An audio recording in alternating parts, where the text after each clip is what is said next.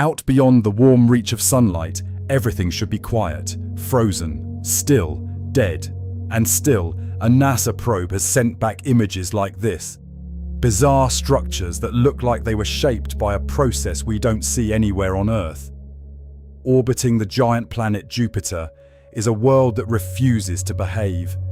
A moon that looks like it's been painted by violence. A place where the ground cracks open, not once in a century, but constantly. This is Io, the most volcanically active body we've ever seen. And the reason it's alive isn't because it has a warm core like Earth. It's because something huge is grabbing it and squeezing over and over and over again. The strange family of worlds around Jupiter. The Jupiter system is crowded.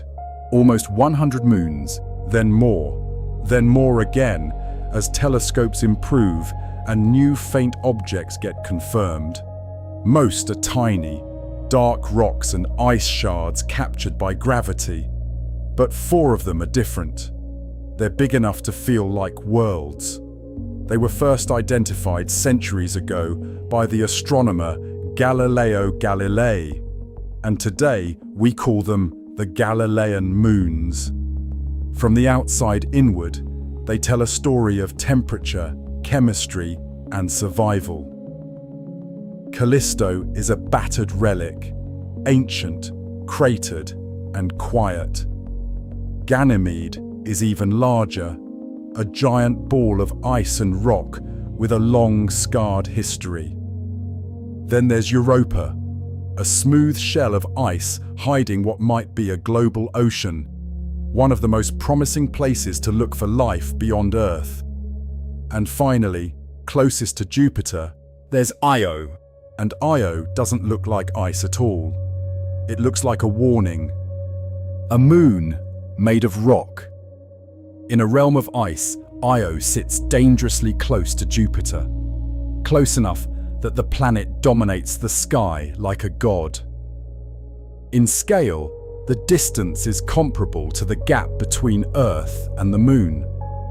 But chemically, Io feels like it belongs somewhere else entirely.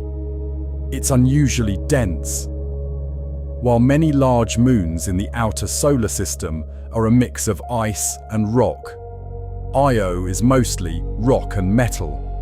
It's so dry that scientists believe it may have less water than almost anything we know, possibly even less than Mercury. And that's strange, because out here, you'd expect water ice to be everywhere. So why is Io different? Because Io lives in a gravitational torture chamber. For a long time, Io was just a bright dot near Jupiter. Then, in the late 1970s, a spacecraft flew past and changed everything. Voyager 1 wasn't built to study volcanoes on moons, but it captured something no one expected to see outside Earth. Active eruptions, plumes, blasts rising above the horizon of an alien world. Even with low-resolution cameras, there it was. Motion, energy, a surface that wasn't finished forming. It was still happening, right now. And that discovery didn't just add a fun fact to astronomy, it broke the rules. Because the sunlight out here is weak.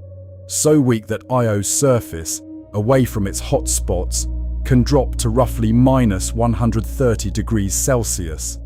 That's deep freeze territory. So where does the heat come from? It's not the sun, it's not radioactive decay alone. The real answer is far more unsettling. Io is heated by being deformed. Jupiter is not warming Io. Jupiter is bending it. Io orbits Jupiter fast, about once every 2 days, but it doesn't travel in a perfect circle. The other large moons tug on it, subtly disrupting its orbit and keeping it slightly oval. So Io swings closer to Jupiter, then farther away, then closer again. That means Jupiter's gravity doesn't pull evenly. It pulls harder, then weaker, then harder. And each cycle, Io is stretched. The surface bulges outward, like the moon is trying to become an egg. Then it relaxes. Then it bulges again. On Earth, our ocean tides rise and fall because of our moon's pull. In most places, it's subtle, often measured in centimeters to a meter.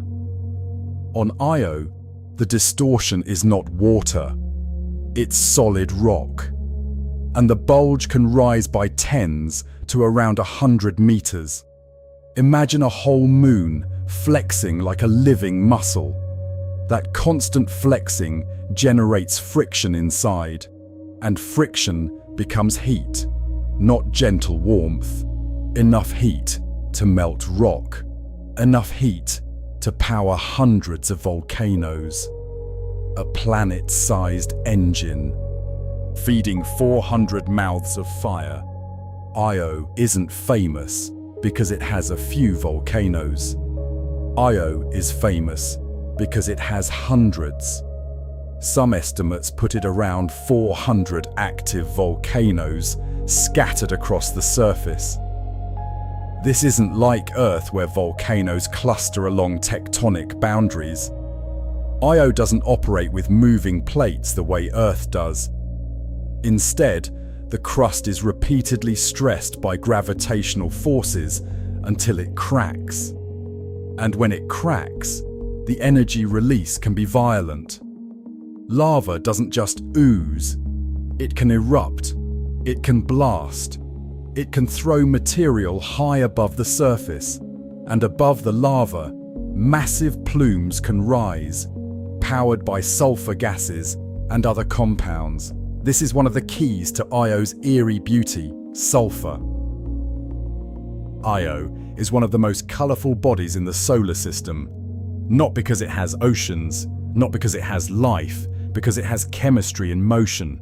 Sulfur and sulfur dioxide are constantly being released, frozen, heated, altered, and dropped back onto the surface. Different temperatures and reactions paint the landscape in different colours. Bright yellow regions can be sulfur deposits that crystallize like alien snow. White and pale patches can be frozen sulfur dioxide in colder zones and shadows. Greens can appear when compounds are altered by interactions with Jupiter's intense radiation environment. Reds often mark fresh heat, recent activity, hotspots, sulfur still cooking. From orbit, it looks like a world that's bleeding colours. Up close, it looks worse, because the surface is not stable. It collapses. Lava lakes instead of mountains. On Earth, volcanoes can build towering peaks over long periods. You imagine a cone, a summit, a plume. But Io doesn't usually build classic volcano mountains. After eruptions and lava flows, the ground can give way, the surface sinks, depressions form, molten rock floods into the low areas, and the result can be enormous lava lakes, wide, active, churning. One of the most famous is Loki Patera, an immense volcanic depression, often described as a lava lake system on a scale that feels unreal. Io doesn't just have eruptions, it has entire regions that behave like a furnace floor. And for a while, scientists assumed that meant Io must have something like a global magma layer under the crust. But gravity measurements and observations suggest it's more complicated. Not one magma ocean, hundreds of engines. When spacecraft measure Io's gravity, it doesn't pull evenly. That unevenness hints at something eerie. The heat may live in pockets, scattered reservoirs, not one global sea. So Io isn't powered by a single furnace. It's powered by hundreds, each one with its own rhythm. And that makes the surface unpredictable. And then Juno arrived. It came to study Jupiter, but it gave us something else. glimpses of volcanic plains, color fields, and mountains that look like broken teeth. Here's the bittersweet part. The next missions focus on the icy moons, especially Europa, because ocean changes everything. Io doesn't have that word. It has radiation and fire. But Io will still be here, still erupting, still reshaping itself. A world kept alive, not by sunlight, but by gravity. Far from the sun, you'd expect silence. Instead, you find a moon that can't rest, crushed into motion, forced into heat, and burning, because it has no choice. If you liked this episode and want more space stories like this, hit the like button and subscribe. Let me know in the comments which topic I should cover next.